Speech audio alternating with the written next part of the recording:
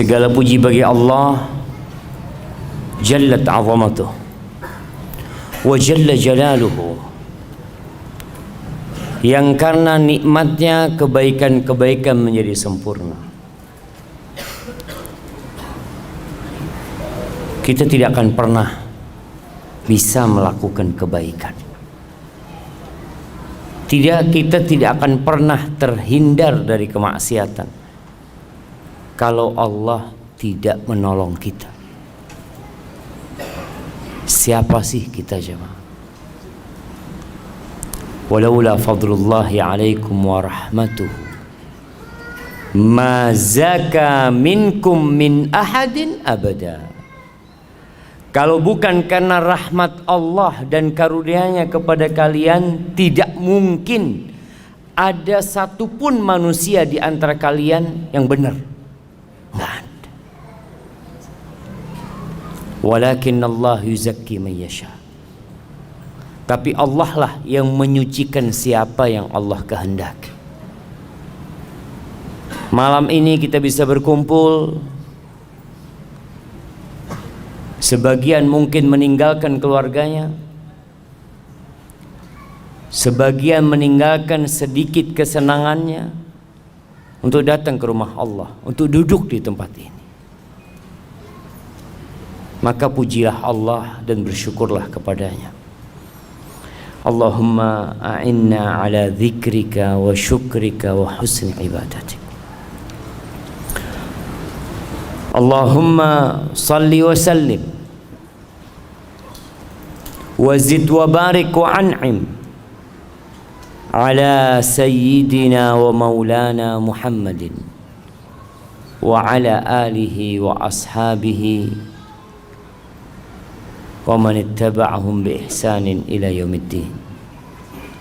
Ya Allah, semoga salawat dan salam senantiasa Engkau curahkan kepada hamba kekasih-Mu, kepada baginda Nabi kita Muhammad alaihi salatu wassalam, yang telah mengajarkan kepada kita segala sesuatu yang kita perlukan dalam kehidupan ini. Sampai bagaimana kita masuk toilet, keluar toilet, berada di dalam toilet, itu udah diajarin sama Nabi alaihi salatu wassalam. Sedetail itu Rasulullah SAW mengajarkan kepada kita, jemaah. Karena kita manusia yang bodoh dan penuh dengan kezaliman.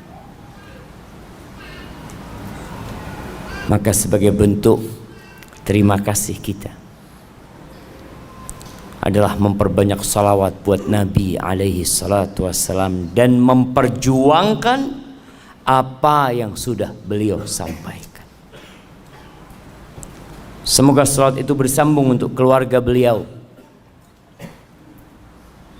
Jamaah rahimakumullah, kita nih yang udah keluarga kadangkala dapat godaan dari istri kita. Rasulullah sallallahu alaihi wasallam juga pernah mendapatkan godaan dari istri. Bicara tema kita malam ini, godaan wanita itu dahsyat. Sampai akhirnya Rasulullah sallallahu alaihi wasallam memboikot istri. Istri-istri. 9 istrinya tidak ada yang digaulin. Bahkan beliau tidak berkunjung ke rumah mereka. Kenapa? Mereka ribut urusan dunia. Mereka sibuk minta tambahan nafkah. Ada yang istrinya minta tambahan nafkah. Lalu Allah turunkan firman-Nya di surah Al-Ahzab ayat 28-29. Apa kata Allah?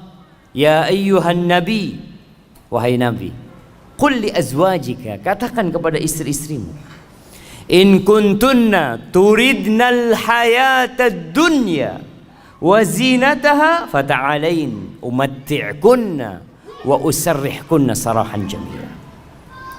Wahai istri-istriku, dipanggil tuh satu persatu. istri Nabi SAW.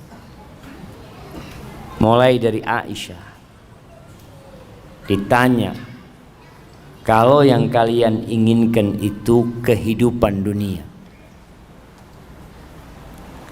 perhiasan dunia, kenikmatan dunia, ya udah, aku akan kasih kepada kalian harta, tapi kita nggak bisa untuk bersama kembali. Aku akan ceraikan kalian dengan perceraian yang indah. Cukup sampai di sini hidup kita, nggak bisa dilanjutkan.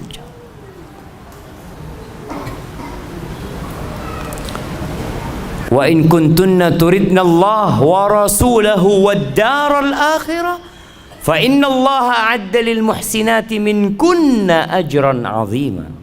Tapi kalau ambisi kalian itu akhirat, Allah dan Rasulnya dan kehidupan akhirat, maka sesungguhnya Allah menyediakan bagi yang baik di antara kalian pahala yang besar.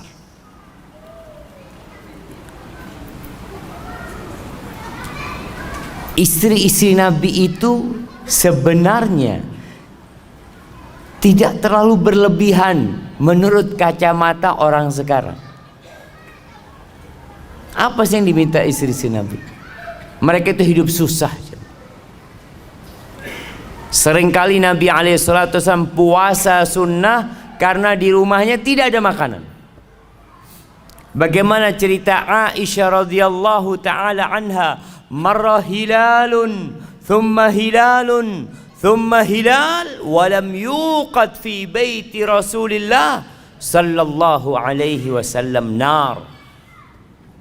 Berlalu rembulan, kemudian berlalu rembulan, masuk ke bulan ketiga, dan di rumah Rasulullah SAW itu kompornya tidak hidup.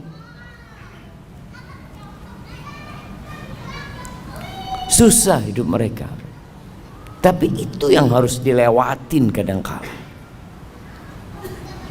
Maka ternyata istri-istri Nabi memilih Allah dan Rasulnya dan kehidupan akhirat. Mereka siap untuk meninggalkan sedikit, nggak banyak, jemaah. Kenikmatan dunia dan isinya ini sedikit. Kalau antum dapat duit 1 triliun, banyak apa dikit, jemaah? Antum pegang 1 triliun dan pegang 1 ekor lalat, bisa 1 triliun bikin lalat?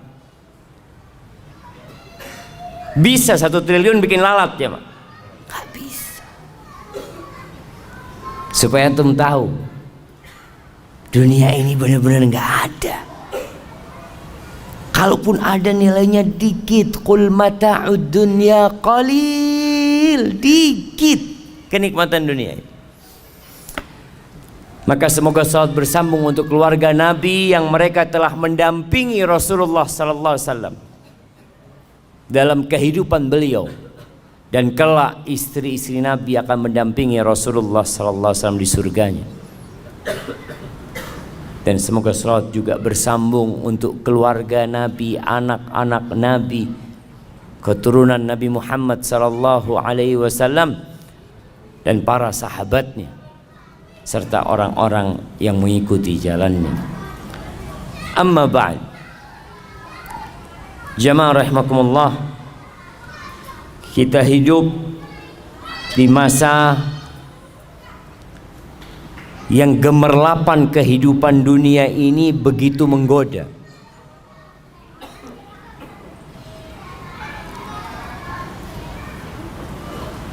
Kerusakan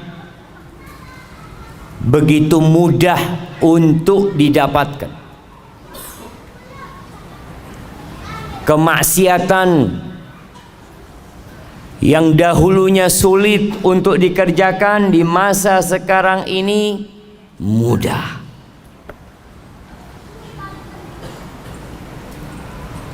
Karena apa? Karena teknologi dan harta ada, fasilitas disediakan semuanya. Zaman dulu jemaah, jangan zaman dulu ya, tahun 90-an ke bawah, Itu yang punya motor itu hanya orang kaya aja. Yang bisa beli motor tuh orang kaya. Sekarang di mana-mana orang punya motor. Dulu orang mau berangkat ke tempat maksiat susah. Sekarang online. Diantar ke tempat maksiat. Nah, begitu mudah. Mau booking tempat maksiat di handphone bisa pilih. Na'udzubillah min dzalik. Maka waktunya kita berhenti sejenak, merenungkan kehidupan ini.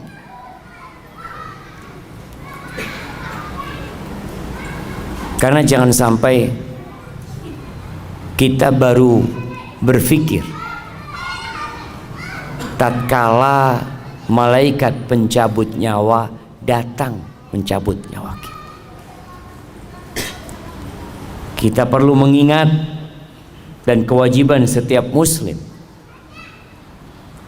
untuk mengingatkan dirinya, untuk menghisap dirinya, dan mengingatkan orang lain. Tadi imamnya baca surat apa? Nah, surat yang rakaat pertama, Al-Insyiqaq. Apa kata Allah? Ya ayyuhal insanu innaka kadihun ila rabbika kadhan famulaqi. Masya Allah, datang hadiahnya. Anda tadi mau kasih hadiah sama yang jawab cuma kok nggak ada hadiahnya, malu Anda mau kasih hadiah. Nah, apa artinya ayat tadi yang kasih hadiah? Ya ayyuhal insanu, wahai manusia, innaka, sesungguhnya kamu, kadihun ila rabbika kadhan famulaqi. Siapa yang tahu artinya coba? Nah, fadhal berdiri antum.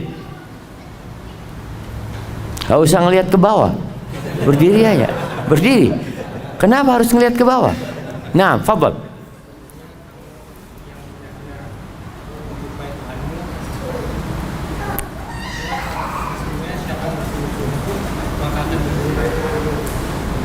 Sesungguhnya siapa yang bersungguh-sungguh akan berjumpa.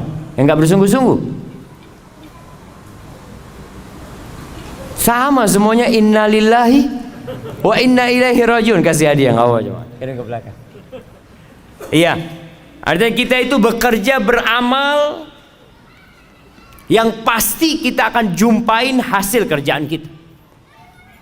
Kita semua menuju Allah Azza wa Jalla, semuanya. Tapi ada yang sampai dan ada yang tidak sampai. Jamaah rahimakumullah, di antara yang menyebabkan manusia itu terlena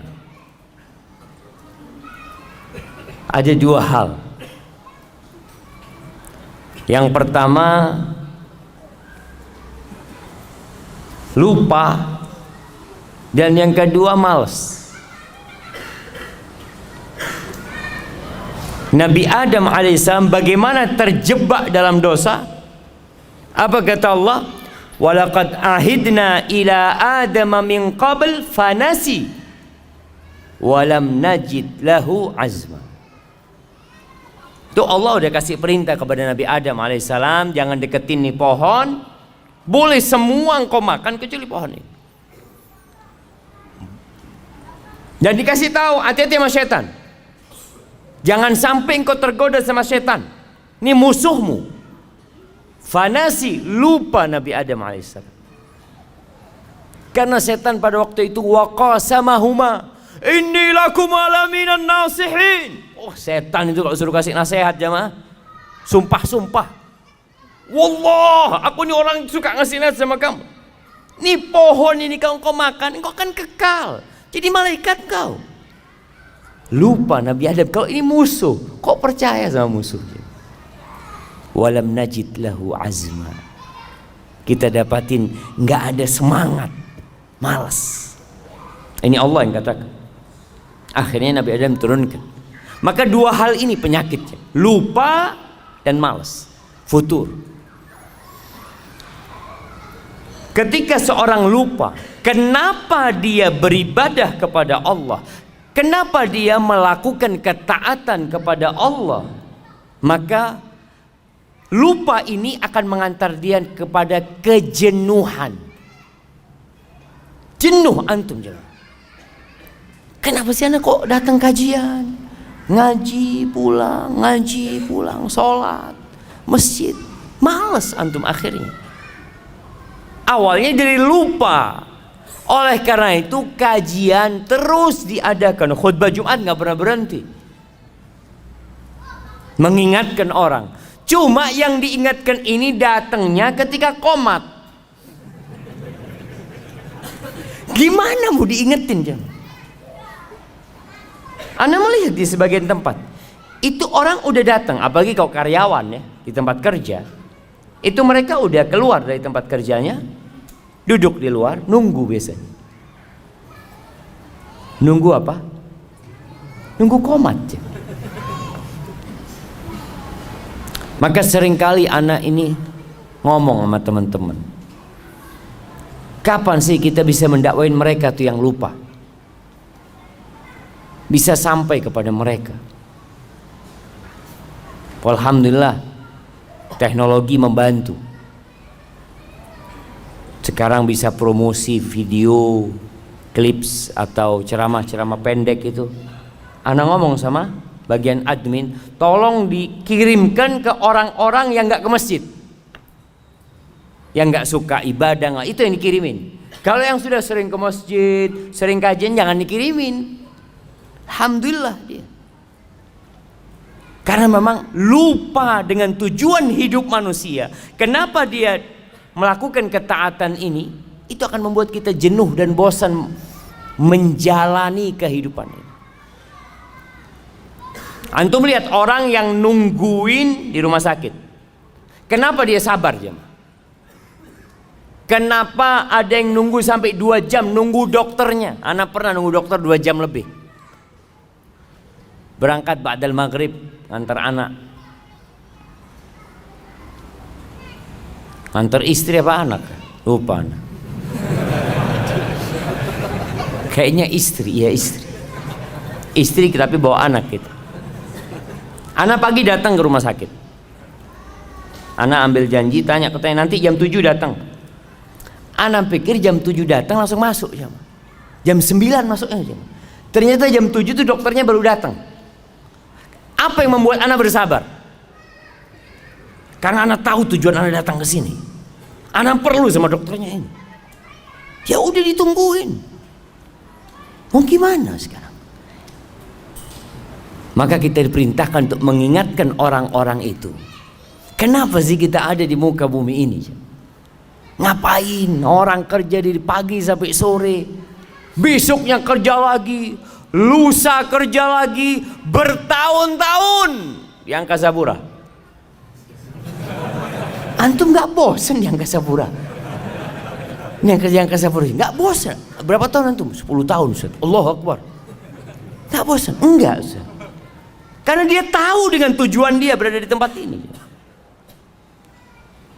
Tapi tujuan diciptakan manusia, kadangkala orang lupa. Ahibati fillah, jelaslah Allah mengatakan wa ma khalaqtul jinna wal insa illa liya'budun. Tidaklah aku ciptakan bangsa jin dan manusia kecuali untuk beribadah kepadaku. Ma uridu minhum min rizq wa ma uridu an yut'imun. Aku nggak perlu mereka kerja kasih rezeki sama aku. Aku nggak perlu dari manusia untuk kasih makan kepadaku, kata Allah. Innallaha huwar razzaq dzul quwwatil matin. Sesungguhnya Allah yang maha memberikan rezeki dan dialah yang maha kuat dan maha perkasa. Dan Allah menciptakan isi bumi ini untuk kalian. Huwallazi khalaqalakum ma fil ardi jami'an. Dialah Allah yang menciptakan untuk kalian semua yang ada di muka bumi ini.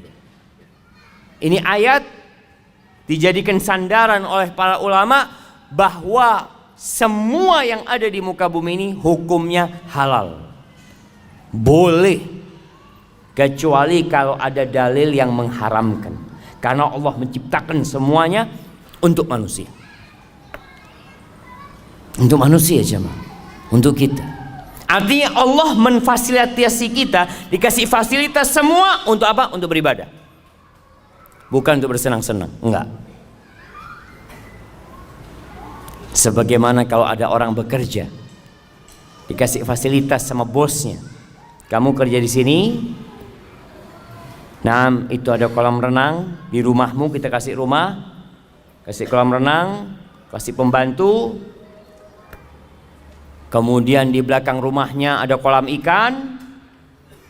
Masya Allah. Akhirnya orang ini kerjanya berenang sama mancing. Kira-kira sama perusahaan dipecat nggak tuh orang cuma? Saya kasih semua itu supaya kamu kerjanya bener gitu loh. Nggak mikirin macem-macem. Tapi jangan akhirnya kerjanya antum berenang mancing, berenang mancing. Itu yang terjadi dengan kebanyakan manusia. Lupa bahwa fasilitas diberikan agar antum beribadah. Mudah antum beribadah, nggak repot. Tapi sekali lagi banyak yang lupa, sehingga kerjanya ya hanya bersenang-senang. Luqman Al-Hakim, ini diriwayatkan Luqman Al-Hakim mengatakan sesuai dengan tema kita hari ini, bi akhiratak bidunyak tarbahhuma jami'an. Kata dia, belilah akhiratmu dengan duniamu. Beli akhirat dengan dunia. Artinya modal kita dunia. Kita kalau bicara alat tukar kita nih dunia. Tukar duniamu dengan akhirat. Engkau akan beruntung dua-duanya. Dapat dua-duanya. Wala tabi' dunyak bi akhiratik takhsarhuma jami'an. Jangan sampai engkau jual akhiratmu untuk mendapatkan kenikmatan dunia. Engkau rugi dua-duanya. La dunia dapat wal akhirat. Rugi dua-duanya. Dan antum bisa melihat orang-orang yang sukses dunia tapi jauh dari ibadah, dapat apa dia? Dapat tua, capek bekerja, dia pikir nanti saya akan menikmatin di akhir hidup. Saya mau capek sekarang. Ya, akhir hidup stroke. Punya moge 7 di rumahnya. Terus katanya mau dinikmatin ini. Ya itu mau dinikmatin gimana kata dia. Punya duit banyak, makan donat nggak boleh. Donat lah. Terus apa? Bubur. Makan bubur iya. Anak punya duit banyak kayak gini, nggak ada gunanya, nggak ada gunanya. Antum lihat siapa? Maka belilah akhiratmu dengan jual dunia. Kita akan untung dua-duanya. Seperti petani. Antum pernah ngelihat petani jagung nanam rumput? Pernah ngelihat anak mau tanam jagung sama rumput? Jangan. Tanam jagung, rumput tumbuh sendiri. Gitu iya. Antum lihat tuh petani jagung ketika tanam apa dia? Jagung. Jagung dia tanam bibitnya, jagung keliling. Subhanallah, tahu-tahu ada rumput. Alhamdulillah dapat rumput, kasih makan buat kambingnya, apanya.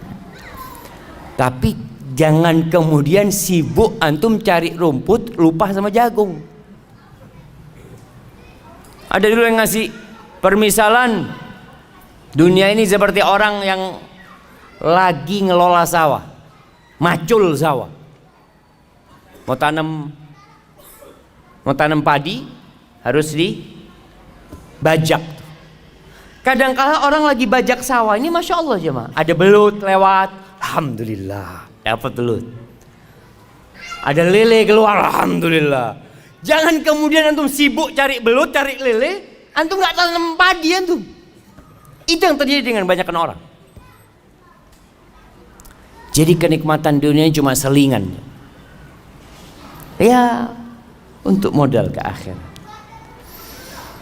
Allah Azza wa Jalla mengatakan tentang manusia ini, setiap Jumat disunnahkan imam sholat Jumat itu untuk membaca surat Al-A'la sama Al-Ghasyiyah. Dua-duanya mengingatkan kita tentang kehidupan dunia.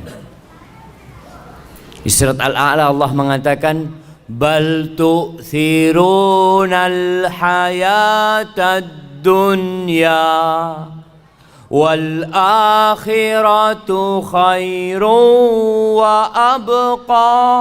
Tapi kalian ini lebih mementingkan kehidupan dunia. Antum lihat tuh orang-orang yang selalu ngomong kita tuh harus seimbang dunia dan akhirat. Lihat realitanya. Apakah dia seimbang dunia dan akhiratnya? Berapa jam dia cari dunia dan berapa jam dia cari akhirat? Orang tuh bisa duduk di kantornya jemaah dari jam 8 pagi sampai jam 4 sore. Duduk kajian ba'dal maghrib, setiap berapa menit lihat jam. Kok nggak selesai kajian subuh? Ini baru mulai gitu jemaah. Jadi kalau mau bicara seimbang, antum harus seimbang beneran. Antum cari dunia 8 jam, cari akhirat 8 jam. Bisa. Berat kayaknya Ustaz. Paling enggak yang wajib-wajib aja lah Ustaz, kata dia. Nah, tuh banyak orang yang awalnya ngomong seimbang, terakhir dia wajib-wajib doang sudah jamaah. Padahal kalau urusan kerjaan dunia, lembur dia kerjakan jam. Bisa lembur sampai besok siap. Yang penting ada fulusnya. Tidak ada urusan dia jawab. Siap kajian sampai subuh. Besok kerja Ustaz. Insya Allah. Lembur untuk akhirat itu nggak siap jamaah. Karena apa? Nggak ada fulusnya. Ana izin minum dulu jamaah.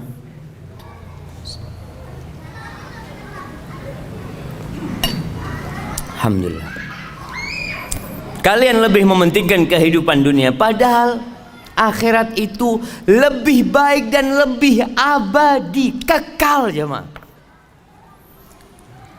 Banyak sih ayat-ayat dalam Quran yang menjelaskan tentang hakikat kehidupan dunia. Rasul sallallahu alaihi wasallam mengatakan, man kanatid dunya hammahu ja'alallahu faqrahu baina 'ainaihi. Barang siapa yang ambisinya dunia, salah. Barang siapa yang dunia ambisinya, sama apa enggak sama yang pertama aja? Beda. Memang dunia itu ambisi dia. Enggak ada dalam benak dia akhirat. Dia kerja, sekolah, mulai sekolah. Jangan bilang kerja, sekolah. Kenapa kamu sekolah? Ya, supaya dapat pekerjaan. Setelah dapat pekerjaan, ya kawin lah. Setelah kawin, punya anak. Terus punya rumah, punya ini tuh. Jadi dari awal itu akhirat tidak ada dalam benak dia aja. Dunia. Jadi pengaturan dalam otak dia itu dunia. Semua dihitung dengan fulus. Kalau antum tahu orang barat tuh punya istilah time is money. Itu dunia. Jadi kalau orang bicara ambisi dunia, waktu adalah uang. Antum duduk di masjid, antum ditanya, antum dapat apa? Maghrib sampai Isya dapat apa antum? Kalau antum buka warung dapat fulus. Antum jualan online dapat fulus. Duduk di masjid, keluar fulus. Karena ambisinya dunia, semua dihitung dengan dunia. Berangkat umroh, haji dihitung sama dunia. Umroh berapa bayarnya? Berapa sekarang jamaah? 25 juta. 25 juta. Keluar fulus itu. Tabungan berkurang 25 juta. Kemudian ninggalkan kerjaan. Keuntungan anak sehari itu umpamanya 200.000. Kalau anak ninggalkan kerjaan selama 9 hari 1.800.000 habis. Belum kalau pulang nanti sakit, capek, nanti di sana masih beli oleh-oleh. Aduh, enggak lah, nggak usah umroh. Subhanallah, karena dia ambisinya dunia. Apa yang akan terjadi dengan manusia yang menjadikan dunia ambisi dia? Ja'alallahu faqrahu baina ainai. Allah jadikan kemiskinan itu di hadapan mata dia. Perasaan takut miskin itu ada di depan mata dia, jemaah. Baina ainai, subhanallah ya. Di antara kedua matanya, kata Nabi SAW. Seperti orang pakai kacamata, jemaah. Kemanapun dia memandang, ke atas, ke bawah, ke kanan, ke samping, yang ada takut miskin. Wasyattata alaihi syamlah, urusannya dicerai-beraikan.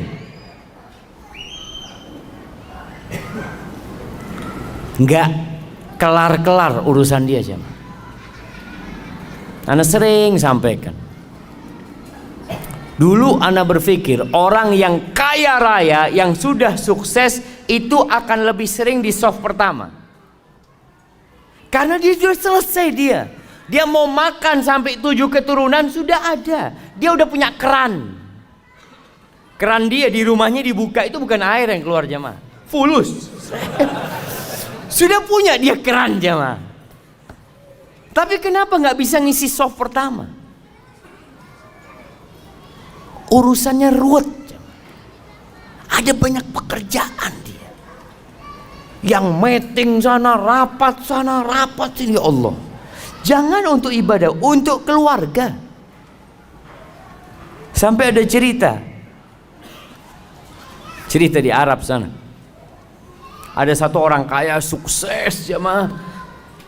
Waktu untuk keluarganya itu sedikit. Sedangkan tetangganya ini miskin. Akhirnya sering kumpul sama keluarga. Habis asar duduk bareng-bareng sama anaknya, makan pisang goreng, minum kopi. Si istri orang kaya ini cemburu dengan keadaan tetangganya. Maka dia ngomong sama suaminya, "Bang, abang itu kok sibuk terus cari fulus? Nggak lihat kayak tetangga kita bisa kumpul sama keluarganya sore-sore, ngobrol, makan bareng. Masa?" Kata, "Iya." Oh ya, pinter nih suaminya, jemaah. Tetangganya dikasih modal kerja, jemaah. Kasih modal kerja sama dia, ruwet hidupnya, nggak lagi kumpul. Sama sekarang katanya. Yang awalnya punya waktu duduk sama keluarganya, nggak ada waktunya sudah, jemaah. Hadi dunia, jemaah. Jadi subhanallah, Allah jadikan urusannya. Karena tetangganya pintar, kasih, "Kamu mau nggak saya kasih modal kerja, nanti kamu bisa lebih kaya, bisa punya rumah, bisa punya mobil ini." Dibuka itu, jemaah. Ya boleh kalau gitu. Hati-hati. Boleh bekerja, nggak dilarang. Kita bicara ambisi. Ambisinya kita tuh ngapain sih hidup di sini? Ambisi antum kerja itu ngapain? Kalau dunia nggak akan pernah rampung urusan antum. Antum lihat jemaah haji kita lebih banyak yang tua daripada yang muda. Kenapa? Apakah karena mereka baru sukses ketika tua, atau mereka sibuk dengan dunia baru punya waktu ketika tua? Tua pun sama jual sawah. Kenapa nggak dari dulu dijual sawahnya? Kok baru tua jual sawah gitu loh, jemaah? Sama-sama dia jual saham. Enggak, dulu masih ambisinya dunia saham. Oh jangan Ustaz, ini kan usaha Ustaz. Nanti kalau mau mati ya nggak apa-apa dijual. Urusannya dicerai beraikan jamaah. Artinya dia nggak mampu untuk menjadikan waktunya berkah. Quran nggak bisa baca 1 lembar sehari. Sehari selembar nggak bisa. Apalagi one day one juice. Susah. Walam ya'tihi minad dunya illa ma qaddara lah. Dan tidak akan datang dunia kepada dia kecuali sesuai yang sudah Allah takarkan untuk dia. Artinya dia tetap kondisinya sama walaupun kerjanya lebih keras. Kan orang berpikir semakin kerja keras semakin banyak hasilnya. Tetap yang dimakan 1 piring. Apakah kalau orang banyak duitnya makan jadi 3 piring? Malah jemaah, orang yang miskin tuh makannya lebih banyak. Antum pernah ngelihat restoran-restoran yang bebas milih apa sendiri, bakar-bakar sendiri. Kenapa letaknya di mal-mal besar? Coba di pinggir jalan. Coba buka pinggir jalan ya. Yang beli orang-orang miskin, tutup 2 hari dia. Karena orang miskin ini kalau makan Masya Allah langsung dia. Tapi orang kaya itu kan makan hanya seninya kata dia, sambil bakar-bakar. Aduh kata orang miskin, nggak usah seni-seni, ini perut lapar kata dia. Nah subhanallah, artinya semakin kaya makannya semakin sedikit ternyata jangan. Allahu Akbar ya. Dan kita tahu apa kata Nabi SAW ketika manusia mengatakan mali, mali, hartaku, hartaku. Kata Nabi SAW, walaysa laka min mal. Engkau tahu hartamu yang mana? Ma akalta, engkau makan, itu hartamu. Kemudian kau buang jadi kotoran. Wa ma labista, yang kau pakai kemudian usang, itu hartamu. Wa ma tasaddaqta fa abqait, yang kau sedekahkan kemudian engkau simpan. Kalau yang ada di rumahmu yang kau tinggalkan itu punya ahli waris, punya orang, itu bukan milikmu. Maka kadang-kala orang kerja capek bukan buat dirinya. Beda dengan yang ambisinya akhirat. Sama kerja, sama-sama sekolah, mungkin 1 bangku sama antum, mungkin 1 kantor sama antum. Mungkin orang ini tiap hari bareng masuk kantor, jamnya sama, pulangnya sama. Bedanya apa? Beda ambisi dia. Ambisinya dia akhirat. Siapa yang akhirat ambisi dia, ja'alallahu ghinahu fi qalbih, Allah jadikan kekayaan buat dia di hatinya jemaah. Kaya dia jemaah. Ada kotak amal sodakoh dia. Si fulan gak pernah sodakoh itu. Kenapa? Aduh ada kebutuhan buat anak-anak masuk rumah sakit, ini itu macam-macam, subhanallah. Yang fulan karena akhirat ambisi dia punya rezeki sedikit, dia sedekah. Kaya dia walaupun tidak punya apa-apa. Wa jama'a lahu syamla. Urusannya Allah sederhanakan buat dia. Allah mudahkan urusan dia. Allahu Akbar jamaah. Hidupnya tentram. Nggak harus kaya. Kalau bicara hidup bahagia, nggak harus kaya. Apakah antum pikir orang kaya orang yang paling bahagia? Enggak juga. Apakah engkau pikir orang yang terkenal artis itu orang yang paling bahagia? Enggak, banyak artis bunuh diri. Banyak. Antum nggak lihat orang-orang sukses ada yang matinya misterius. Di negeri kita banyak orang-orang yang dianggap public figure narkoba. Karena dia nggak mendapatkan kedamaian itu jemaah. Tapi kalau ambisinya akhirat, Allah apa? Urusannya Allah sederhanakan. Nasi sama tempe zen buat dia. Alhamdulillah. Kenapa? Karena alhamdulillah kata Nabi SAW, bihasab ibni Adam luqaimat yuqimna biha sulba. Kata Nabi itu cukup anak Adam ini beberapa suap yang punggungnya bisa tegak, selesai. Nggak macam-macam hidup ini. Yang penting punggung tegak, bisa ibadah, bisa kerja, alhamdulillah. Wa atathu dunya wa hiya raghimah. Dan orang ini dunia itu datang kepada dia dalam posisi dipaksa, dunia datang kepada dia. Dia gak punya ambisi dunia, datang tuh fulus jemaah. Kau tahu ngetok rumah dia, assalamualaikum. Alhamdulillah ada rezeki buat dia. Subhanallah. Ahibati billah,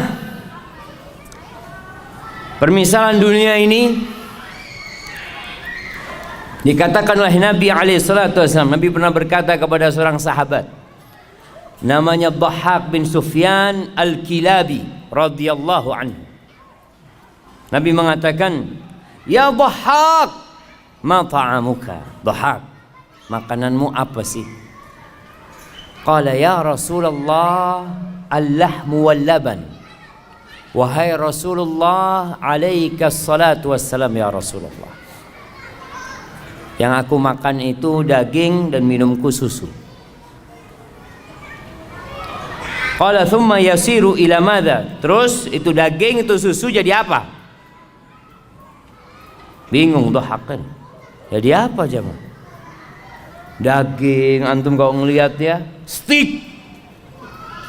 Antum lihat steak yang dikasih macam-macam atasnya, ada bumbunya, makannya pakai garpu, satunya dipotong. Jadi apa nanti jemaah? Dhahhak nggak berani ngomong jadi kotoran. Masa sama Nabi SAW ngomong kotor? Subhanallah, adab dan etikanya para sahabat. Dia tidak ngomong jadi kotor. Dia mengatakan, ila ma qad alimta ya Rasulullah. Menjadi sesuatu yang engkau sudah tahu wahai Rasulullah SAW. Subhanallah. Itu adab dan etika para sahabat. Apa kata Nabi SAW? Fa inna Allah tabaraka wa ta'ala daraba ma yakhruju min ibni Adam mathalan lid dunya. Sesungguhnya Allah menjadikan apa yang keluar dari perutnya anak Adam itu permisalan untuk dunia ini jemaah. Dunia ini kayak gitu jemaah. Di riwayat lain, itu hadis tadi diriwayatkan oleh Imam Ahmad. Di riwayat Ibnu Hibban, Rasulullah SAW mengatakan, inna mat'am ibni Adam duriba lid dunya mathalan bima kharaja min ibni Adam wa in qazzahahu wa mallahahu fandur ma yasiru ilaih. Walaupun makanan itu dikasih hiasan ya.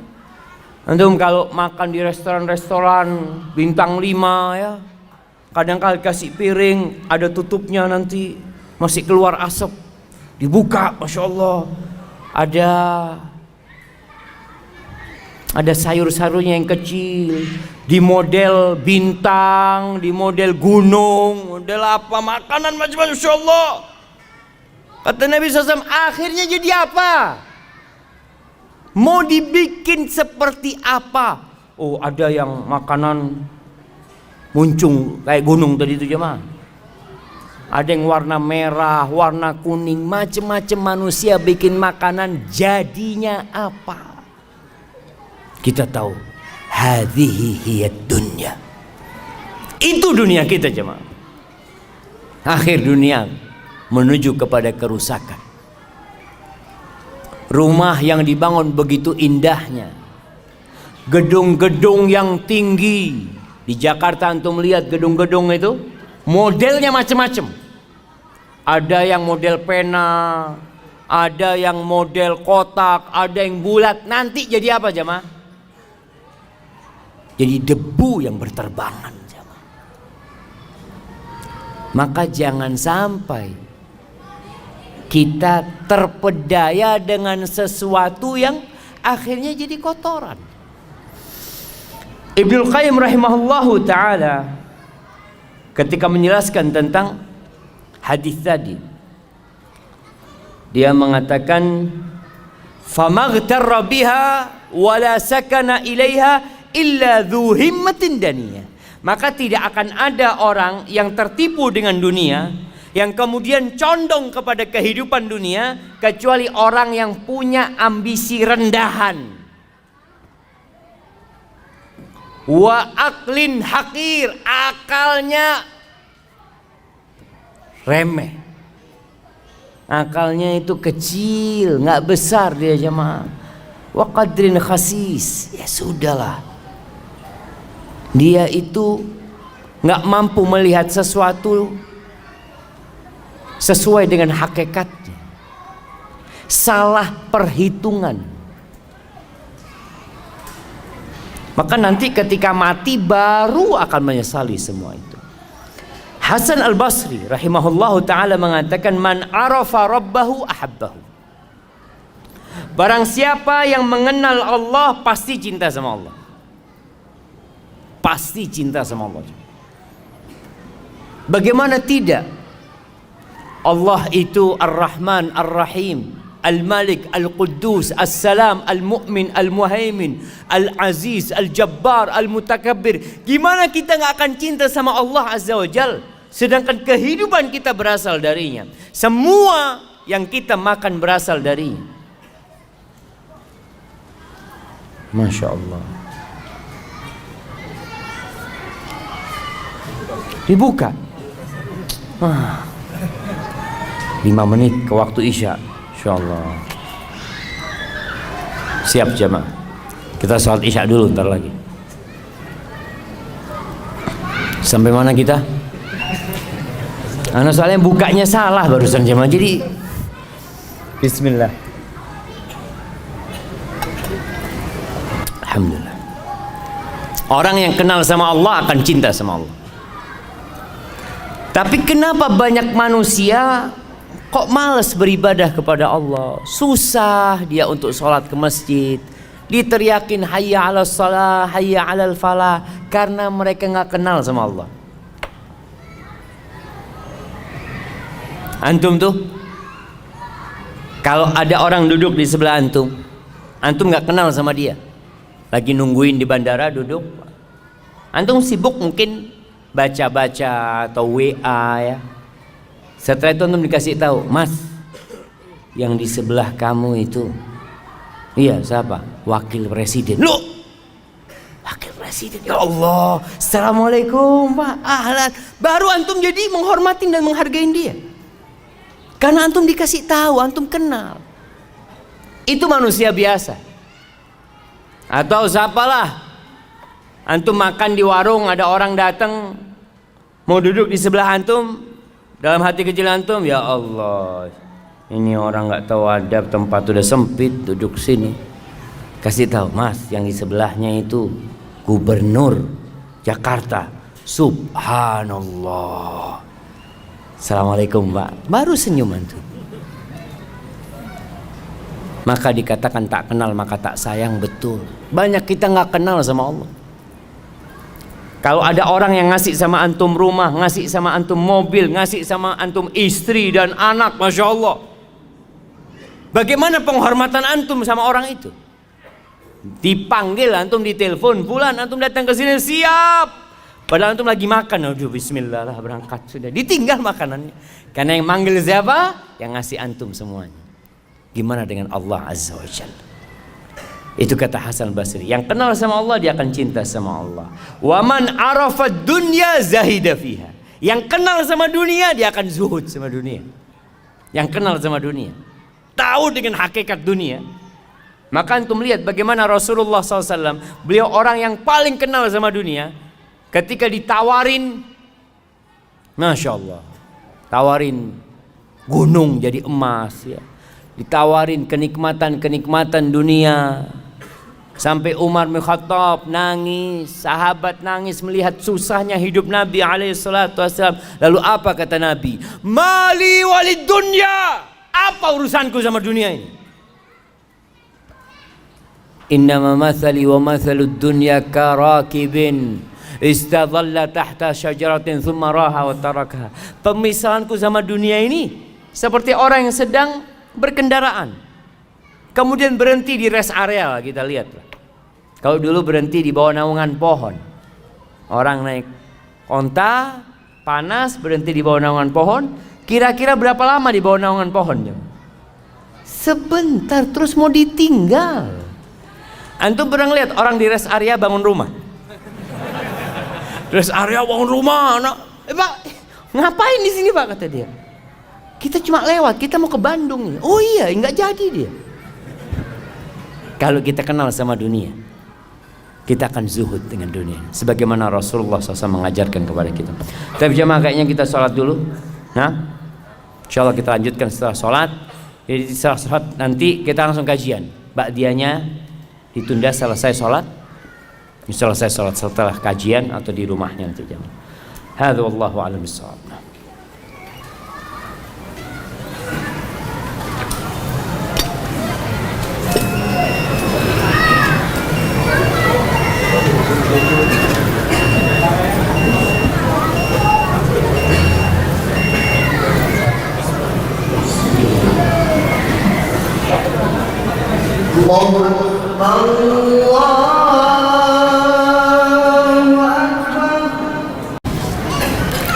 Wassalatu wassalamu ala Rasulillah.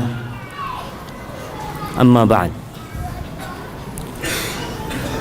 Kembali kepada dunia kita yang memang kita masih hidup di dalamnya. Sebagian orang-orang pergi dan tidak pernah kembali. Al-Imam Ibnu Qayyim memisalkan dunia dengan ucapannya, ad-dunya kamra'atin baghi.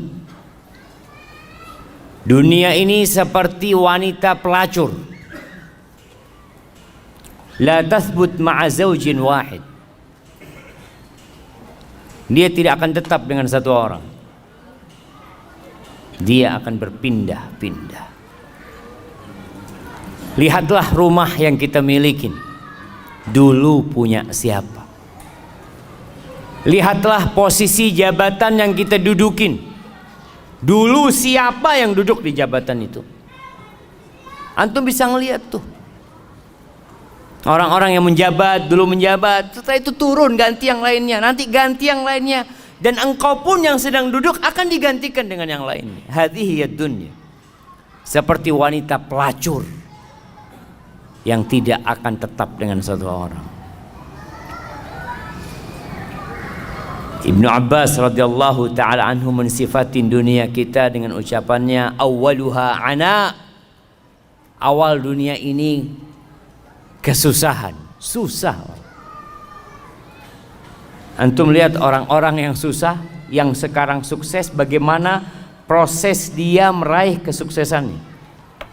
Dulu menjadi ini, terus naik jabatannya, terus sekolah lagi, terus bertugaskan di sana, kemudian dapat jabatan yang lebih bagus, terus wa akhiruha fana. Akhirnya habis. Jadi kelelahan dia itu habis ya, Pak. Awalnya kelelahan, akhirnya habis. Bukan kenikmatan. Halaluha hisab wa haramuha iqab. Yang halal antum akan dihisab. Antum makan halal, kerja capek halal, dihisab. Bener nggak kerjaan antum? Berkaitan dengan harta halal yang kita dapatkan, kita akan ditanya dua hal. Dari mana dapatnya? Kemana engkau belanjakan?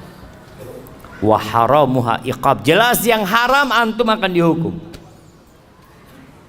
Ayyuma lahmin, daging manapun, kata Nabi SAW, nabata min suhtin fannaru awla bihi. Daging mana aja yang tumbuh dari hasil yang haram, neraka lebih pantas tempatnya buat dia. Man istaghna biha futin, yang kaya terfitnah dengan hartanya. Yang punya harta banyak terfitnah dia. Kadangkala sampai merasa nggak perlu sama Allah Subhanahu wa taala. Na'udzubillah min dzalik. Innal insana la yatgha ar-ra'ahu istaghna. Kalla inna ila rabbika ruj'a. Orang tuh benar-benar melampaui batasnya, melakukan tindakan-tindakan yang konyol. Kapan? Ketika merasa cukup dia, udah kaya. Wa man iftaqar ilaiha hazin. Yang merasa perlu sama dunia akan hidup penuh dengan kesusahan dan kesedihan. hidupnya sedih terus. Melihat temannya beli mobil, anak kapan beli mobil? Melihat temannya menikah, ya Allah, ini teman sudah istri kedua, anak satu belum dapat. Insya Allah. Dunia. Wa man sa'alaha fatatuh, yang berusaha untuk mendapatkannya akan kehilangan dunia itu. Tadi ketika ambisinya dunia itu akan kehilangan. Na'a anha wa man na'a anha atathu. Bahkan yang menjauh dari dunia, dunia itu akan datang sama dia. Wa man nazara ilaiha a'mathu. Barang siapa yang melihat kepada dunia dengan pandangan yang penuh dengan kesukaan kepada dunia ini, maka dia akan jadi buta, lupa dengan halal haram. Segala cara dia gunakan untuk mendapatkan dunia. Waman basra biha basratu, tapi yang berusaha untuk melihat dunia dengan pandangan yang sebenarnya, maka dia akan tahu dengan hakikat dunia.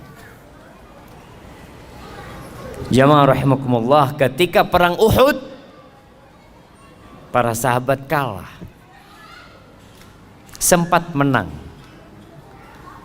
kemudian dikalahkan oleh musuh-musuhnya. Walaupun orang-orang musyrikin tidak berhasil menghabisi Rasulullah Sallallahu Alaihi Wasallam dan para sahabatnya, tapi banyak sahabat yang meninggal dunia. Apa sih penyebabnya? Subhanallah. Allah menyebutkan di surat Ali Imran ayat 152, walaqad sadaqakumullahu wa'dahu ittahussunahum bi'idhnih hatta idza fashiltum wa tanaza'tum fil amri wa asaitum min ba'di ma arakum ma tuhibbun. Nih Allah janji dan Allah tepati janjinya. Bagaimana Allah berikan kemenangan kepada para sahabat ketika perang Uhud. Di awalnya Allah berikan kemenangan, tapi tatkala mereka gagal melaksanakan perintah Nabi Muhammad SAW, mereka bertikai. Ketika pasukan pemanah yang diperintahkan untuk tetap berada di tempat mereka, mereka mengatakan, mereka ribut di antara mereka sendiri. Udah, kita ngapain di gunung sini? Kita udah menang tuh. Itu harta rampasan perang. Kita bantuin umat Islam, para sahabat yang lain untuk ngumpulin harta rampasan perang. Wa asaitum min ba'di ma arakum ma tuhibbun. Apa kata Allah? Minkum man yuridud dunya wa minkum man yuridul akhir. Di antara kalian ada yang ambisinya dunia dan ada yang ambisinya akhirat. Tsumma sarafakum anhum liyabtaliyakum. Akhirnya bukan dapat kemenangan, malah dapat kekalahan.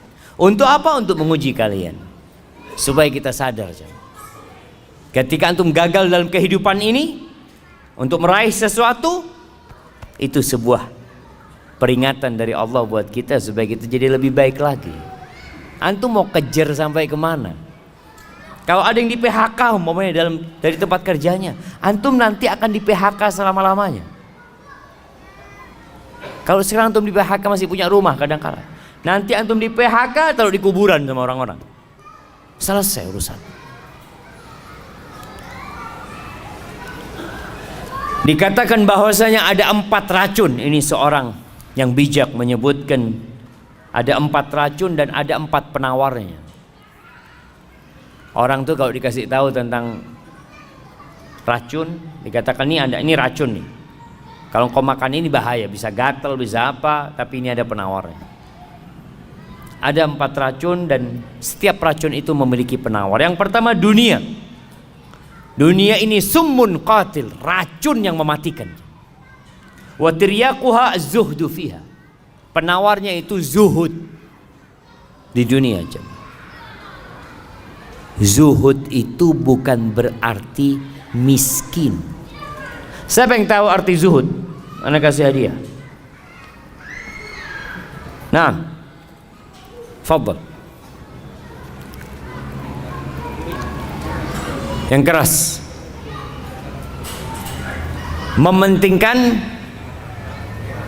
Mementingkan kehidupan akhirat. Taib. Yang lainnya sebelah kanan. Nah. Juhud berusaha untuk meninggalkan urusan dunia.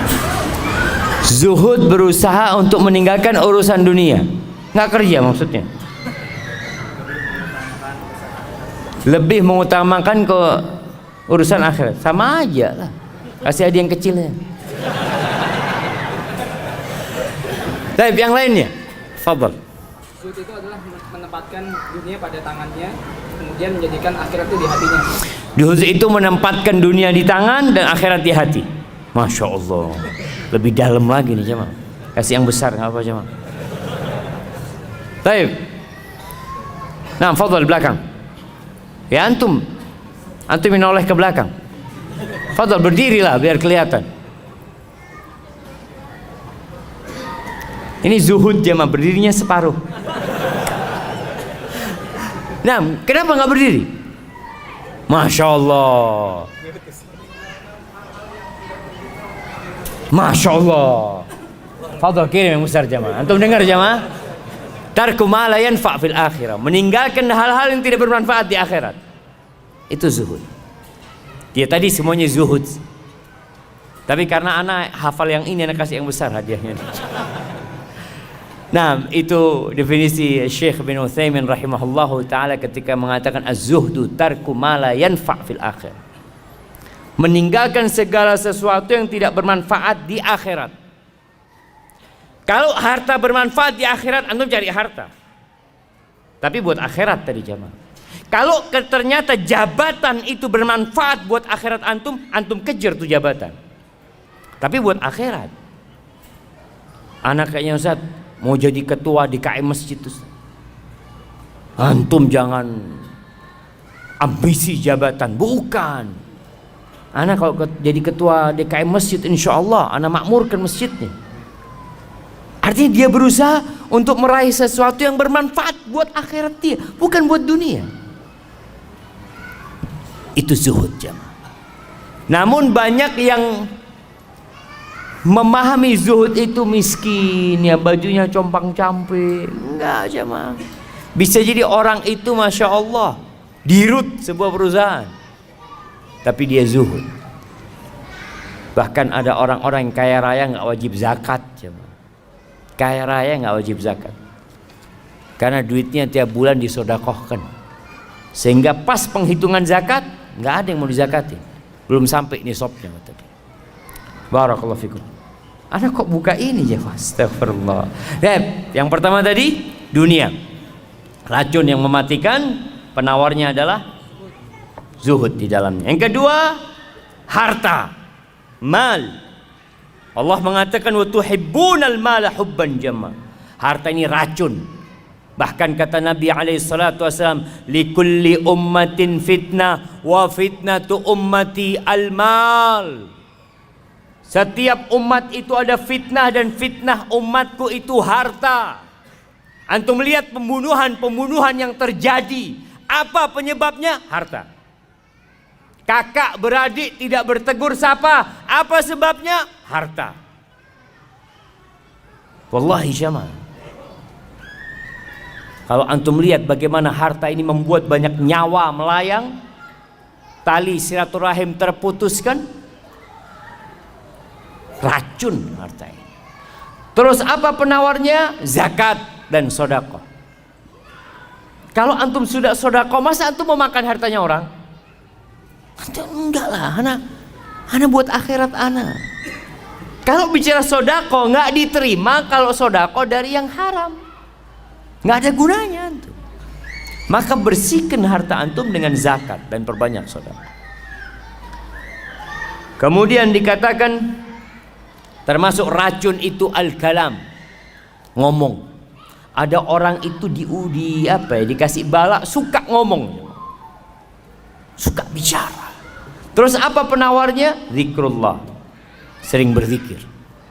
Jadi antum kepingin ngomong, ahsan zikir. Kepingin ngomong lagi, ahsan zikir. Karena ada orang yang terfitnah ngomong terus kerjanya. Kalau nggak ngomong, sekarang ngomongnya pakai tulisan. Komen terus kerja, masya Allah, antum nggak ada kerjaan gitu. Ya itu Zat, komentator dari dulu jamaah. Subhanallah, ana pernah dulu waktu masa ada Piala Dunia lah di mana. Setiap negara itu kan kirim apa? Pemainnya jemaah. Kemudian karikatur di koran itu Indonesia bukan kirim pemain, kirim komentator. Iya. Ada yang suka ngomong, suka memberikan komentar, dan ana rasa obat dari komentar ini adalah zikrullah. Udahlah, jangan semua dikomentari. Untuk mengucapkan Masya Allah, Subhanallah, Astagfirullah, Allahu Akbar, itu akan lebih indah. Kemudian yang termasuk racun ini al-qadha, hakim yang memutuskan. Orang itu kalau dapat jabatan itu, Allahu Akbar, dikatakan orang yang dikasih jabatan apalagi jadi hakim itu disembelih tanpa pisau. Jabatan dia sangat menakutkan. Terus gimana Ustaz? Apa penawarnya? Adil. Berbuatlah yang adil sudah. Anak kemarin membaca berita ada hakim yang dibunuh. Ya, konsekuensi ketika seorang menegakkan keadilan mungkin nyawa antum yang akan melayang. Tapi mau tidak mau, kehidupan ini nggak lama. Kalau nggak besok, lusa kita akan mati. Jamaah rahimakumullah, Utsman bin Affan radhiyallahu anhu diriwayatkan mengatakan hammud dunya zulmatun fil qalb. Ambisi dunia itu menyisakan kegelapan di dalam dada, di dalam hati. Antum nggak bisa tidur, bingung. Ketika mikirin dunia, wallahi antum bingung. Wa hammul akhirah nurun fil qalb. Tapi ambisi akhirat itu cahaya di hati. Jadi ketika antum berambisi untuk akhirat, terang antum melihat jalan hidup ini jemaah. Terang. Antum tidak akan berada dalam kegelapan. Dan yang terakhir, berkaitan dengan tema kita hari ini, Rasulullah sallallahu alaihi wasallam banyak berdoa. Mengatakan Rabbana atina fid dunya hasanah wa fil akhirati hasanah wa qina adzabannar. Antum perbanyak nih doa. Kalau kita lihat dari doa ini, kalau persentasenya jemaah, doa ini 3 bagian yang disebut dengan doa sapu jagat ya. Yang pertama, Rabbana atina fid dunya hasanah. Ya Allah, berikan kepada kami kebaikan di dunia. Apa kebaikan di dunia? Berbagai macam penafsiran para ulama, ada yang mengatakan ketaatan kepadamu ya Allah, bisa beribadah kepadamu. Itu kebahagiaan di dunia. Memiliki harta yang membantu kita untuk meraih akhirat kita. Artinya kita hidup di dunia perlu kebahagiaan, tapi semuanya yang mengantarkan kepada akhirat. Wa fil akhirati hasanah. Dan berikan kebahagiaan di akhirat. Kita minta kepada Allah Subhanahu wa taala agar kita bisa selamat ketika dibangkitkan dari kubur, kemudian melewatin satu persatu hal-hal yang sangat menakutkan di padang mahsyar sampai bisa selamat masuk surga. Wa qina adzabannar, dan selamatkan kami dari api neraka. Jadi dunia hanya sepertiga aja. 2/3-nya buat akhirat kita. Jadi kalau ada orang yang mengatakan ya kita harus seimbang dunia, kalau kau bisa seimbang Masya Allah. Tapi paling tidak jangan sampai ambisi kita itu adalah dunia saja. Silahkan bekerja, silahkan mengais rezeki, silahkan mengumpulkan harta, tapi tetap semuanya untuk akhirat antum. Dan ketika ambisi antum akhirat, dunia akan ikut. Antum akan dapat anak-anak yang soleh, istri yang soleha, keluarga yang sakinah, mawaddah, penuh dengan rahmat. Allahu Akbar. Baik, kita masuk ke sesi tanya jawab. Masya Allah.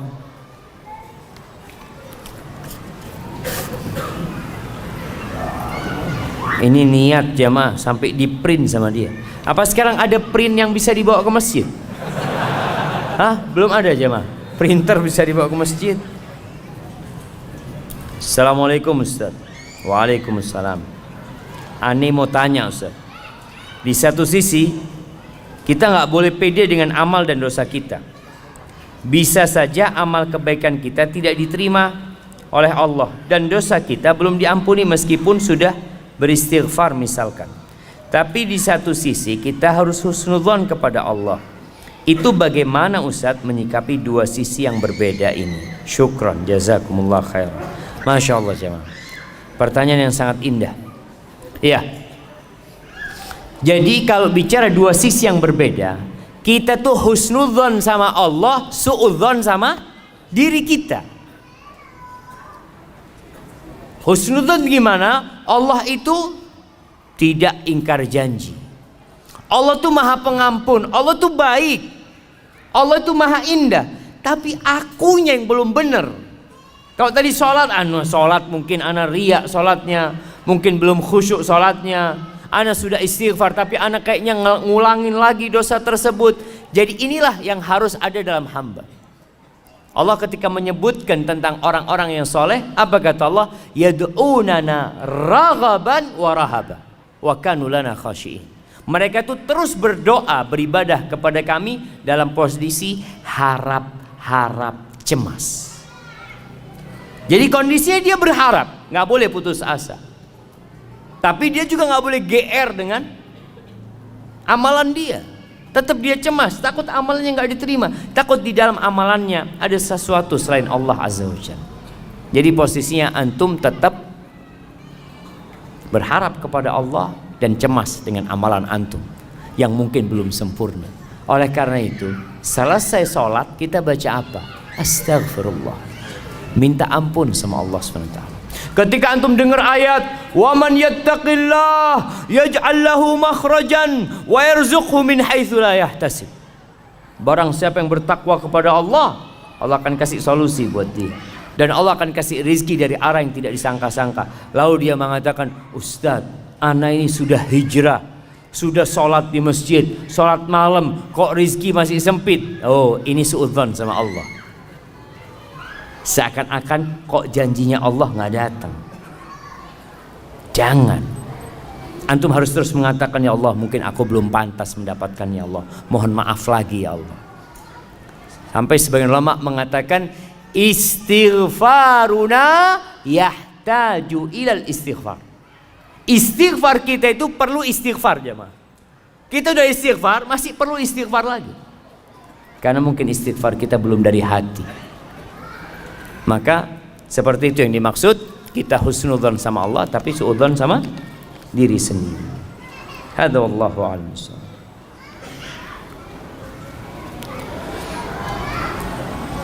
Ustadz, mohon nasihatnya. Bagaimana sikap kita dengan sudah bolehnya jam pulang kantor?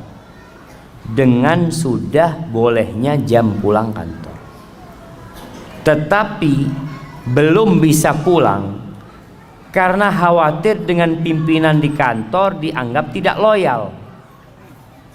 Bahkan di kemudian hari disindir-sindir jika pulang lebih awal sesuai jam kantor. Syukran Ustaz, jazakumullahu khairan. Dan nasihat untuk pemimpin tersebut Ustaz. Barangkali beliau hadir juga.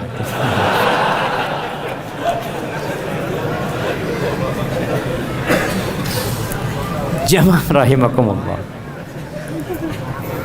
Ya, kalau kita bicara jam kerja, ya udah, laksanakan tugas kita dengan baik sampai jam kerja usai, antum boleh pulang.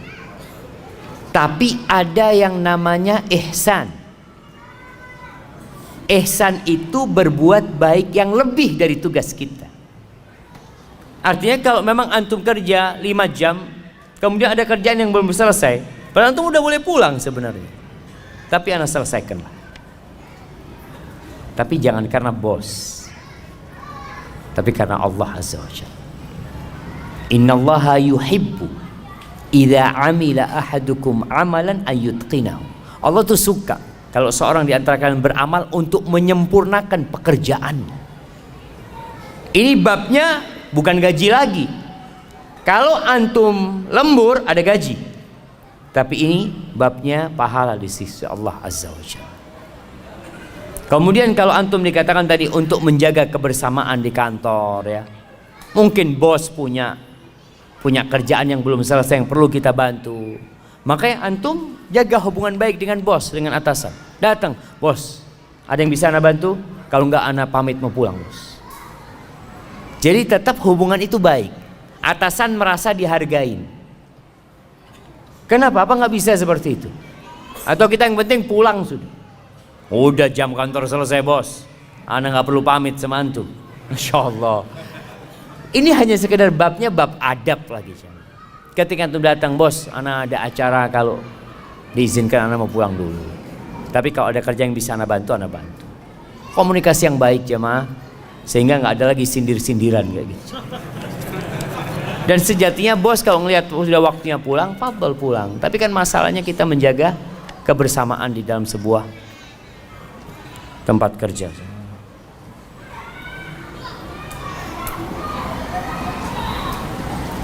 Assalamualaikum Ustaz. Saya seorang penanggung jawab di toko dan dari manajemen menyuruh wajib memasang aksesoris pernak-pernik Natal di toko yang saya pimpin. Apa sikap yang harus saya lakukan? Jazakallahu khairan.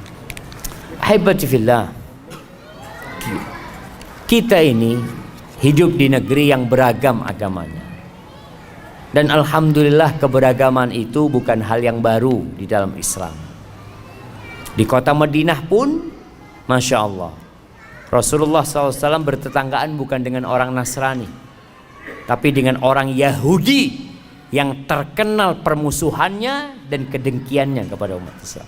Tapi saling menghargai. Namun kalau urusannya ibadah, ini urusannya dengan ibadah mereka, maka kita hendaklah tidak ikut-ikutan dalam peribadatan mereka.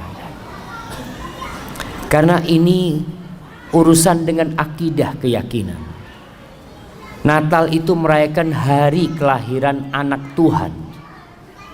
Sedangkan kita mengatakan qul huwallahu ahad, Allahu samad, lam yalid wa lam yulad wa lam yakul lahu kufuwan ahad. Maka para ulama berbincang tentang hal bolehkah kita ikut serta merayakan. Merayakan itu macam-macam. Salah satunya dengan tadi membuat sebuah, ya kalau bicara pasang aksesoris yang mengingatkan kalau ini memang adalah menyambut hari Natal mereka. Yang Nasoro silahkan yang Nasoro mengadakan, membuat hal itu. Tapi yang Muslim la jam. Karena kita diajarin sama Allah, lakum dinukum waliyadin. Dulu jemaah, orang-orang musyrikin itu kebingungan bagaimana menghadang derasnya arus orang masuk Islam. Kebingungan mereka. Dan orang-orang yang masuk Islam itu nggak bisa keluar dari Islam. Yang benar Islam. Di masa Nabi Muhammad SAW, Abu Sufyan ditanya, adakah orang Islam? Yang tanya siapa? Raja Romawi, Herakles. Adakah orang yang masuk Islam kemudian keluar karena benci sama agamanya? Benci sama agamanya? Nggak ada. Nggak ada. Bilal disiksa seperti itu, nggak keluar dari Islam. Sumayyah dibantai, disiksa sampai mati, nggak keluar dari Islam. Khabbab bin Ard dibakar jemaah, dibakar di atas api sampai kering punggungnya itu, mati itu arangnya, dan dia nggak keluar dari Islam. Bingung orang-orang musyrikin. Kata Herakles mengatakan, kadzalikal iman idza khalatat basyashatuhul qulub. Iman tuh kalau sudah bercampur dengan relung-relungnya hati nggak bakal keluar. Kalau yang murtad itu memang belum masuk ke dalam iman. Orang-orang musyrikin kebingungan menghadapi kaum muslimin.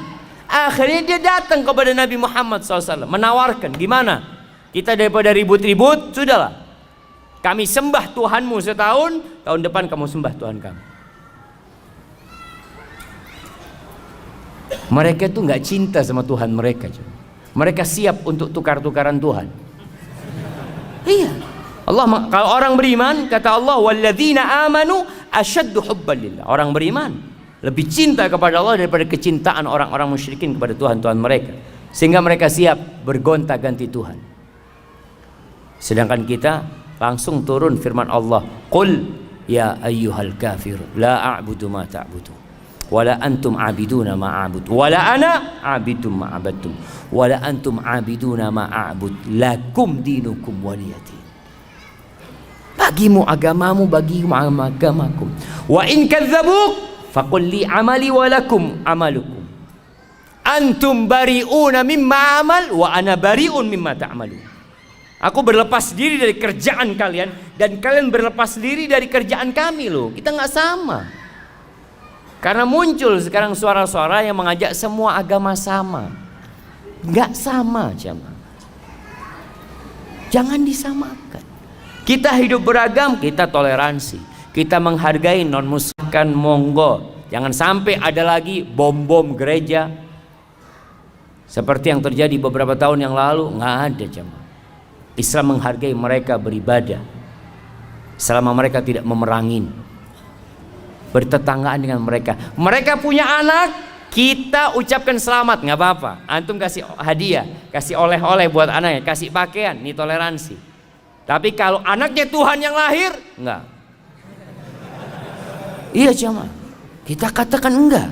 Afwan, akidah ana mengatakan Allah itu ahad, lam yalid walam yulad, jelas.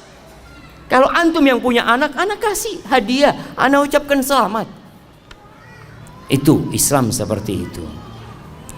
Kemudian ada orang, oh enggak toleransi.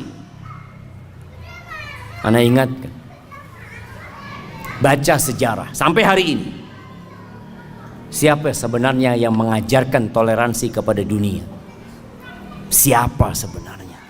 Dan siapa yang sebenarnya intoleransi? Andalusia, bukti toleransi dan intoleransi. Spanyol itu bukti toleransi dan intoleransi. 800 tahun umat Islam ada di sana, orang-orang Nasara hidup damai, aman, dan tidak dipaksa masuk Islam. Tidak dipaksa masuk Islam.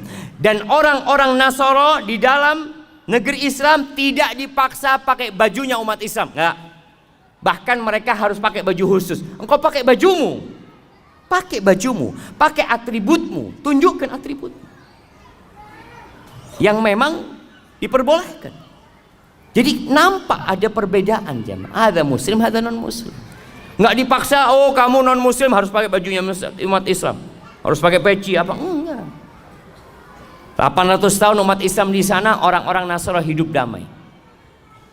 Hanya dalam hitungan beberapa tahun, nggak sampai 10 tahun mungkin jemaah, Ratu Isabella dan Raja God menguasai Andalusian. Tidak ada satupun muslim di Spanyol.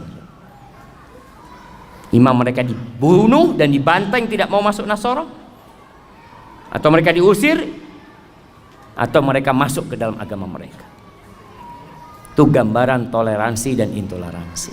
Berangkatlah antum ke Palestina, lihat bagaimana toleransi umat Islam sejak Umar bin Khattab menerima kunci Masjidil Aqsa. Umar terima tuh kunci Masjidil Aqsa. Orang-orang Nasara hidup damai. Selesai mereka hidup damai di sana. Orang-orang Yahudi hidup damai. Mereka berhak ibadah sesuai dengan agama mereka. Tapi ketika kaum salibis masuk ke Palestina, itu ceritanya orang Nasara sendiri yang melihat peperangan itu. Itu darah sampai ke tengah betis. Anak-anak disembelih, dilemparkan dari menara-menara Masjidil Aqsa. Tahun 400-an Hijriah kejadian itu. Kenapa sih kok hilang toleransi itu? Ya kalau engkau berkuasa menang, ya silakan. Seperti yang dilakukan umat Islam ketika menang Nasara, dipersilahkan untuk beribadah. Dan berbeda ketika Salahuddin Al-Ayyubi kembali menguasai Masjidil Aqsa. Apakah dia balas dendam, dibunuh kembali itu anak-anak orang Nasara? Lah. Jangan anak-anak orang Nasara, pemimpin kaum salibis suruh pulang, fadhal kau pulang sudah. Dan subhanallah jemaah. Maka kalau bicara toleransi, Islam mengajarkan toleransi. Kalau ada mungkin oknum umat Islam yang melakukan ya pengrusakan, dia tidak mengatasnamakan Islam. Pribadi dia. Tapi ingat, kita jaga kebersamaan kita di negeri ini. Kita tunjukkan bahwa Islamlah yang mengajarkan toleransi. Dan semoga Allah Azza wa Jalla menjadikan kita orang-orang yang menegakkan agamanya. Hadza wallahu a'lam. Ustaz, bagaimana dengan ambisi jabatan? Karena dengan jabatan bisa memperoleh gaji besar agar bisa pergi haji dan umroh. Masya Allah. Kalau ambisinya haji dan umroh, tafadhal. Tapi jangan sampai setelah dapat jabatan beli motor baru antum. Umrohnya nantilah kalau udah beli motor. Antum ambisinya benar-benar akhirat, tunjukkan kepada enggak ya Allah. Aku nggak ada urusan apa-apa sama dunia ini. Aduh, hanya ingin berangkat umroh dan haji. Aku udah rindu kami berangkat umroh dan haji. Tapi itu harus dibuktikan jemaah. Bagaimana maksud hadis tentang setelah makan bawang jangan mendekati masjid? Saya belum paham, Ustaz. Jamaah rahimakumullah, masjid ini tempat berkumpul, tempat beribadah. Dan Rasul sallallahu alaihi wasallam mengatakan innal malaikata tata'adza mimma yata'adza minhu ibnu Adam. Malaikat itu terganggu yang manusia terganggu dengan. Salah satunya adalah aroma yang nggak enak, aroma yang nggak nyaman. Dulu aroma yang tidak nyaman itu bawang, ya, sampai sekarang sih. Cuma di Indonesia ini orang makan bawang mentah itu hampir nggak ada. Rasul SAW menganjurkan kalau harus makan bawang ya dibunuh, aromanya itu dengan dimasak, aromanya itu udah keluar. Tapi di beberapa negeri itu bawang itu kayak apel jemaah, dimakan bawang. Ana ngelihat ya Allah, dan baunya masya Allah. Kalau antum sholat di samping dia, Allah, aduh nggak jadi, Allah Akbar, terganggu antum. Makanya sama Nabi SAW yang seperti ini nggak boleh mendekat ke masjid karena kau mengganggu orang lain. Orang datang ke masjid untuk khusyuk, makanya dianjurkan pakai parfum, pakai wangi-wangian, bukan pakai parfum dari bawang. Indonesia apa yang bau jemaah? Pete, jengkol. Tapi mungkin ada kondisi tertentu yang kalau berkeringat itu memang jadi bau. Maka yang sama dikiaskan dengan bawang tersebut. Artinya kalau antum makan bawang kemudian menimbulkan aroma, itu yang jangan mengganggu. Kalau antum mau ke masjid pakai parfum lah. Kalau bisa pakai parfum yang modelnya kalau di dinding jamaah tiap 5 detik nyemprot gitu ya, serot gitu ya. Karena kan takut aromanya antum ganggu sama yang lain. Artinya intinya antum nggak boleh ganggu umat Islam ketika beribadah. Dan bolehkah pindah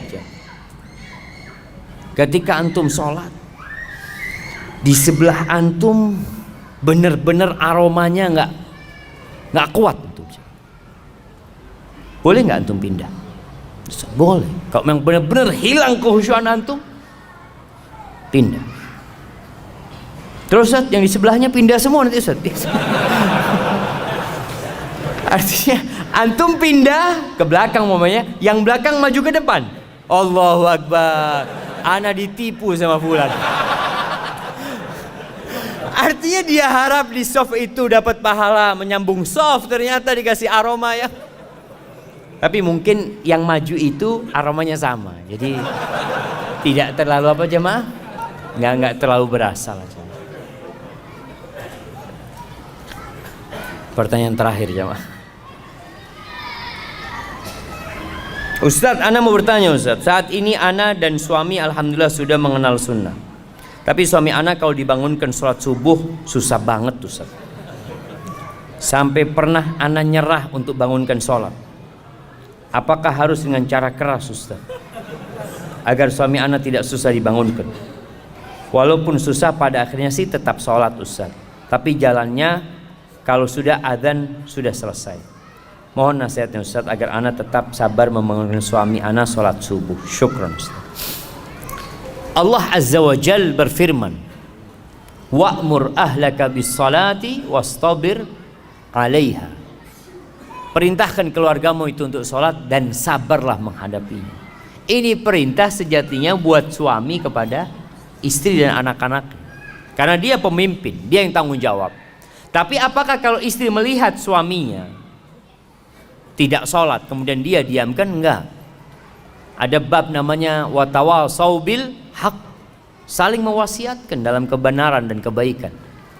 Bahkan Rasul SAW menceritakan tentang seorang istri yang membangunkan suaminya untuk sholat malam, yang kalau suaminya nggak mau bangun dia percikan air.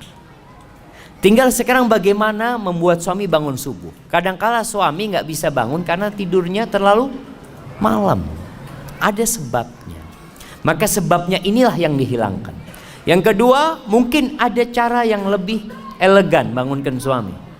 Bikinkan kopi. Bang, cium nih bang. Aduh. Ayo bang, minum bang. Minum bangun, tidur lagi insya Allah enggak lagi. Artinya tetap dengan adab dan etika. Ada seorang ustadz cerita. Ustadz ini cerita di Jogja kejadian. Ada seorang, ya sama nih suami istri. Suaminya susah dibangunin subuh. Istrinya ini jago karate. Suatu hari karena udah jengkel jemaah, digampar suami. Itu langsung bangun suami jemaah. Nggak pernah lagi kalau istrinya bangunin, bang, langsung bangun dia. Tapi nggak boleh jemaah. Dosa yang seperti itu jemaah. Kita tetap dengan cara yang baik, jangan ditiru gitu loh. Ya, seperti itu. Ana mohon maaf jemaah, banyak pertanyaan yang tidak bisa dijawab. Mudah-mudahan lah antum bisa tanyakan kepada ustadz yang lainnya. Itu yang bisa Anda sampaikan pada kesempatan kali ini. Apabila benar yang Anda sampaikan itu dari Allah Azza wa Jal, kalau ada yang salah dan kurang berkenan, itu dari diri Anda pribadi. Allah dan Rasul yang terbebaskan dari kesalahan itu. Subhanakallahumma wa bihamdika asyhadu an la ilaha illa anta astaghfiruka wa atubu ilaik. Assalamualaikum warahmatullahi wabarakatuh.